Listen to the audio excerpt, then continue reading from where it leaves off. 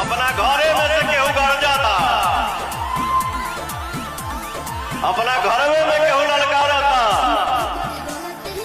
कलाकार होना इंसान के लिए इशारा काफी होता है, तो इशारा में ही मैं बोल रहा हूँ और इशारा में ही बोलूंगा, मैं ज्यादा बोलता नहीं हूँ।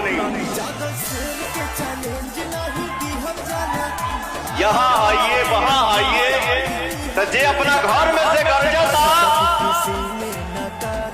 अदेश्वर धाम में हमने के खड़ा बानी जा, सब भैया चाचा माता बहन एक ऐसा गूंज उठे, ऐसी ताली की आवाज उठे, ये साउंड और ये ताली की गड़गड़ाहट सुन के और देख के उनका माथा डगमगा जाए। बोलिए भगेश्वर नाथ धाम।